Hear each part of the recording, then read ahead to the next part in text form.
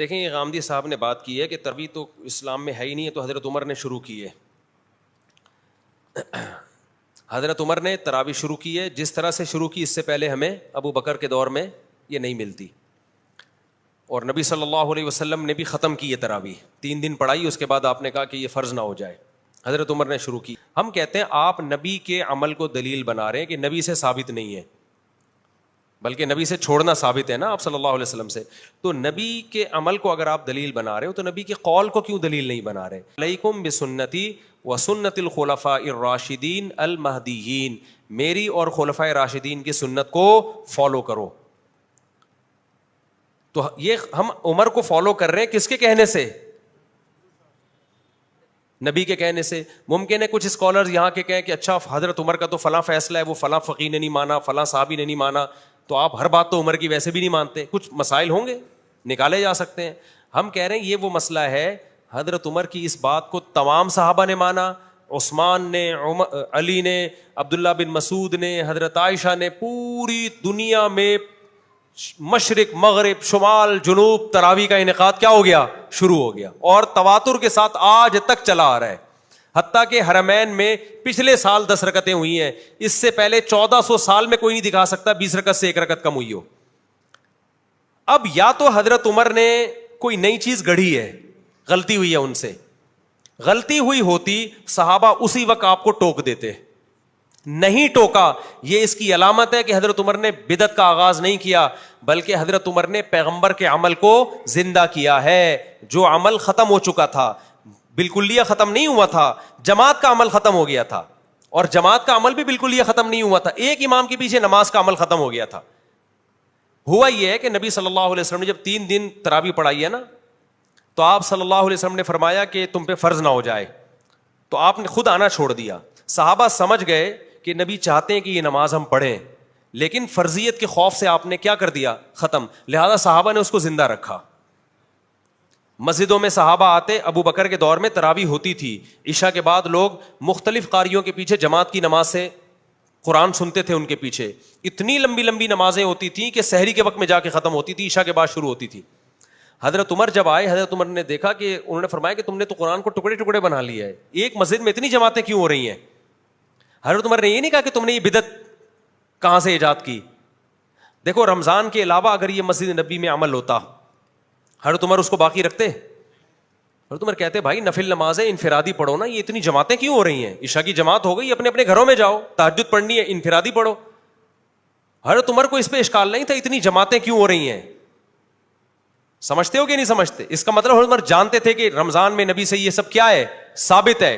اور حضرت عمر یہ بھی جانتے تھے کہ یہ جو اہل حدیث حضرات حدیث پیش کرتے ہیں کہ نبی رمضان غیر رمضان میں 8 رکعت پڑھتے تھے، یہ اس موقع کی نہیں ہے، کیونکہ وہ انفرادی پڑھتے تھے، جماعت سے نہیں پڑھتے تھے. اگر وہ اس حدیث کو حضرت عمر فالو کرتے تو ان سے کہتے نبی نے 8 پڑھی ہیں، انفرادی پڑھی ہیں، تم بھی 8 پڑھو اور انفرادی پڑھو، انڈیویجولی پڑھو، جماعت کی تم کو اجازت نہیں ہے.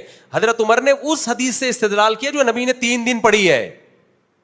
وہ والی نہیں تھے جو بخاری کی 8 رکعت، وہ کتنی رکعتیں تھیں اس کے بارے میں ایک ضعیف روایت ہے 20 رکعتیں، لیکن حضرت عمر سے اس روایت کی تائید ہوتی ہے کہ وہ 20 ہی تھیں.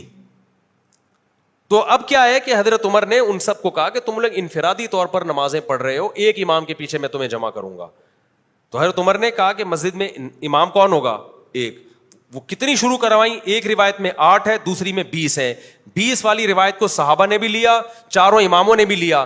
8 رکعت والی روایت کو صدیوں تک کسی نے لفٹ نہیں کرائی، صدیوں تک. پوری روئے زمین پر نہیں ہوتی تھی، پوری. علامہ شامی نے 150-200 سال پہلے لکھے پوری روئے زمین پر 20 رکعت سے کم 1 رکعت بھی تراویح نہیں ہو رہی. اس کے بعد اہل حدیث نے کیا کہا؟ کتنی ہوتی ہیں؟ 8. ٹھیک ہے، کچھ علماء نے اس دور میں بھی کہا تھا کہ 8 ہوتی ہیں، لیکن ان کی بات کسی نے نہیں مانی، کیونکہ یہ بالکل شاذ قول تھا نا، اجماع امت کے خلاف قول تھا، تو اس کو رد کر دیا. علامہ ابن حمام ایک حنفی عالم گزرے، انہوں نے کہا کہ ثابت 8 ہے، پڑھ بھی سکتے ہو. انہی کے بیٹے نے جو علماء تھے انہوں نے نفی کی، بھائی یہ میرے ابا کا تفرد ہے، ٹھیک ہے نا، یہ ان کی اپنی رائے ہے، یہ قابل قبول رائے نہیں ہے. تو چند ایک ایسے گزرے، اب پریکٹیکلی اس کو علامہ نشا کشمیری نے لکھا کہ نبی سے کچھ ثابت نہیں، 8 ہیں کہ 20 ہیں. پھر آگے یہ بھی لکھا کہ دلائل کی روشنی میں 20 ہی ہیں. لیکن اہل حدیث علامہ نشا کشمیری کی بھی آدھی بات لیتے ہیں کہ دیکھو نبی سے کچھ بھی ثابت نہیں ہے. تو وہ علامہ انور شاہ کشمیری کا مطلب یہ ہے کہ اجماع صحابہ اور تابعین اور ائمہ اربعہ کا بھی تو اجماع ہمارے لیے حیثیت رکھتا ہے نا, لیکن وہ ان کی وہ والی عبارت نکالتے ہیں. خود علامہ انور شاہ کشمیری بھی 20 رکعتیں ہی پڑھا کرتے تھے, آخر دم تک 20 ہی کا فتویٰ دیتے رہے ہیں. وہ سمجھتے ہو گے نہیں سمجھتے؟ تو اب جا کے اس کو, تو غامدی صاحب کو ہم یہ کہیں گے کہ بھائی حدیث میں آتا ہے میری اور خلفائے راشدین کی سنت کو لازم پکڑو. تو اگر حضرت عمر شروع نہ کراتے, ہم نہ کرتے, ہم کہتے وہ جو حدیث ہے نا نبی نے جو 3 دن بعد چھوڑ دی تھی, وہ چھوڑی اس لیے تھی تاکہ امت نہ پڑھے, لیکن صحابہ نے پڑھی, حضرت عمر نے کی اور کسی صحابی نے اعتراض نہیں کیا, تو اس کا مطلب ہمیں حدیث سمجھنے میں غلطی ہو رہی ہے. حدیث کا اصل مطلب یہ تھا, صحابہ کے عمل کو سامنے رکھ کے پتہ چلتا ہے کہ بھائی فرض نہ ہو جائے, مطلب سنت تو رہے, فرض نہ ہو جائے. تو صحابہ نے اس کی سنیت کو کیا رکھا, باقی رکھا. حضرت عمر نے کہا کہ نبی کے دور میں تو ایک امام کے پیچھے پڑھی ہم نے, تو مسجد نبی میں بھی ایک ہی امام کے پیچھے ہم پڑھیں گے, الگ الگ مختلف ٹکڑوں میں امامت نہیں کی جائے گی, ایک مسجد میں ایک امام ہوگا. اس وقت سے لے کے مسجد نبوی میں پچھلے سال سے پچھلے سال تک ایک امام کے پیچھے 20 ہی پڑھی آ رہی ہیں, جب سے حضرت عمر نے شروع کرائی ہیں. ایک رمضان بھی ایسا نہیں آیا کہ 20 سے کم ہوئی ہو. اب جا کے حکومت سعودیہ نے اس کو چینج کر دیا, اور اب 20 کے بجائے کتنی ہو رہی ہیں, 10 سال. تو اب اہل حدیث حوالہ دیتے ہیں, دیکھو حرم والوں کو قرآن و سنت کو فالو کر رہے ہیں. ہم کہتے ہیں بھائی 1400 سال کا حرم وہ ہمارے لیے ایکسیپٹیبل ہے, آج کے حرم میں غلطی ہو سکتی ہے, یا تو 1400 سال کو غلط بولو یا آج کو غلط بولو. سمجھتا نہیں ہے نا بات کو, جب نہیں پڑھے گا رات کو تو نہیں سمجھے گا بات کو. تو غامدی صاحب تو تراویح کی شریح سے منکر ہیں. تو غامدی صاحب کے تو بہت سارے, ان کے تو اور بڑی چیزیں مارکیٹ میں لائے ہوئے. تو یہ تو رمضان کی رونق ہے یار, تراویح رمضان کی رونق ہے, اور یہ رمضان کے ساتھ خاص ہے. تہجد تو رمضان ہو غیر رمضان سب میں ہے. تبھی عید کا چاند نظر آتے ہی کوئی بندہ آئے دوبارہ تہجد پڑھنے کے لیے جماعت کے ساتھ, فوراً نکال دیں گے. اگر وہ دلیل بخاری میں آتا ہے نبی نے تہجد جماعت سے پڑھی ہے, فوراً کیا کہیں بھائی گھر میں پڑھیے 2-4 افراد کے ساتھ, یہ 8-10 افراد نہیں ہیں آپ نے, نکلو پتلی گلی سے. تراویح گئی تو یہ تہجد نہیں ہے, یہ وہ نماز ہے جو رمضان کے ساتھ کیا ہے, خاص ہے, اس لیے اس کو نام الگ دیا ہے. اور میں نے علماء دیوبند نے یا بریلویوں نے نہیں دیا, یا حنفیوں شافیوں نے, اسلاف نے نام دیا اس کو. یہ نام نبی کے دور میں نہیں تھا, نماز تھی الگ سے اسپیسیفک, جس کو حضرت عمر نے ایک منظم شکل دی. بعض لوگ یہ بھی کہتے ہیں کہ حضرت عمر خود تو نہیں پڑھتے تھے تراویح مسجد میں. حدیث میں آتا ہے حضرت عمر مسجد میں نکلے اور بڑی خوشی کا اظہار کیا, فرمایا واللتی تنامون عنہا افضل مما تقومون, بس دیکھا چلے گئے, اور فرمایا کہ جس نماز سے تم غافل ہو وہ اس سے افضل ہے جسے تم پڑھ رہے ہو. تو ہم کہتے ہیں کہ حضرت عمر خود حافظ قرآن تھے. یہ بھی اجماع ہے کہ جو حافظ قرآن خود قرآن دہرا سکتا ہے اس کے لیے افضل یہی ہے کہ وہ حافظ کے پیچھے پڑھنے کے بجائے اپنی الگ سے نماز پڑھے. اسی پہ حضرت عمر تو حافظ تھے, ان کے لیے تو افضل یہ تھا کہ اپنے گھر میں الگ پڑھے وہ, یا الگ جماعت کرائیں اپنے گھر میں. تو ہم تو غیر حافظوں کو کہہ رہے ہیں کہ مسجد میں تمہیں حافظ نہیں ہو تو حافظوں کے پیچھے پڑھ لو. آپ نے حافظوں کو بھی غائب کر دیا اور بالکل ہی آپ نے انکار ہی کر دیا اس کا. دوسری بات یہ کہ اسی حدیث سے پتہ چلتا ہے کہ تہجد الگ ہے, تراویح الگ ہے. تبھی حضرت عمر نے کیا فرمایا, واللتی تنامون عنہا افضل مما تقومون, جس نماز سے تم غافل ہو, جو نماز تم پڑھ رہے ہو تو جس سے تم غافل ہو وہ اس سے بھی زیادہ افضل ہے. کیا مطلب تہجد اس سے بھی زیادہ افضل ہے.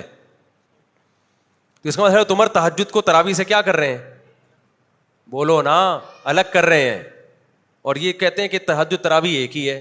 تو اس حدیث سے تو پتہ چل رہا ہے کہ تہجد الگ ہے, تراویح الگ. اب یہاں ایک سوال پیدا ہوتا ہے, اتنا تو پتہ چل گیا کہ تہجد افضل ہے, تراویح کیا ہے, بولو کم افضل ہے. تو خوب سمجھ لیں, بعض دفعہ ایک چیز کم افضل ہوتی ہے لیکن اس کی تاکید زیادہ ہوتی ہے, بعض دفعہ ایک چیز افضل ہوتی ہے لیکن اس کی تاکید کیا ہوتی ہے, کم ہوتی ہے. جیسے آپ فجر کی 2 سنتیں پڑھتے ہیں, فجر سے پہلے 2 سنتیں, تاکید اس کی زیادہ ہے, ثواب تہجد کا زیادہ ہے. ظہر سے پہلے 4 سنتیں پڑھتے ہیں, سنتیں موقدہ ہیں, تہجد سنت موقدہ نہیں ہے, ثواب تہجد کا زیادہ ہے. لیکن تہجد چھوڑ دو قابل ملامت نہیں ہو, سنت موقدہ چھوڑ دو قابل ملامت ہو.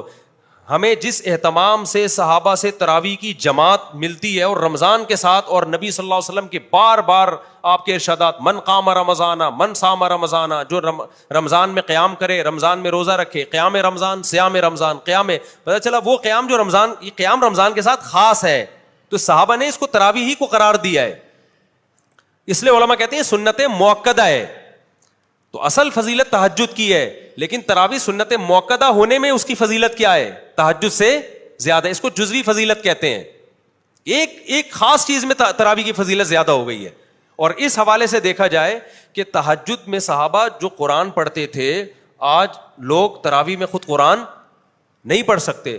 قرآن کے سننے اور خاتمے کے اعتبار سے بھی, قرآن کے ختم قرآن کے اعتبار سے بھی تراویح کی فضیلت تہجد سے کیا ہے, زیادہ ہے. کیونکہ اکثر لوگ حافظ نہیں ہیں, وہ تہجد میں قرآن تھوڑی ختم کر پاتے ہیں, سمجھتا نہیں ہے نا.